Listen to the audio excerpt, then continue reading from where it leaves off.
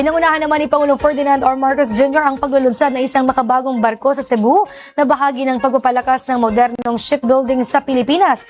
Si Carms Magloyoan nagbabalik para sa detalye. Matapos magtungo ng Pangulo sa Abu Dhabi, nagtungo naman siya sa Balamban, Cebu City para sa seremonya ng formal na paglunsad ng hull number SC443. Ang barko na may hull number SC443 ay may deadweight tonnage na 81,200. Ito ay Kamsarmax bulk carrier na gumagamit ng methanol dual fuel na malaki ang bawas sa paglalabas ng masamang uri ng emisyon na ibig sabihin ay hindi ito makakadagdag sa polusyon sa hangin at dagat.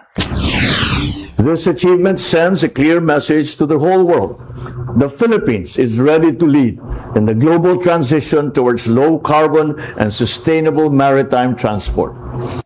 Ang pagsagawa ng advanced ship design na ito ay sa tulong ng kolaborasyon ng Pilipinas at Japan.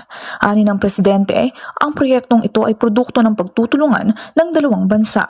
Ngunit ito rin aniya ay nagpapakita ng galing, talino at kakayahang mapagsabayan ng mga Pilipino. Para sa totoong balita sa bagong Pilipinas, Carms Magloyoan, Congress News.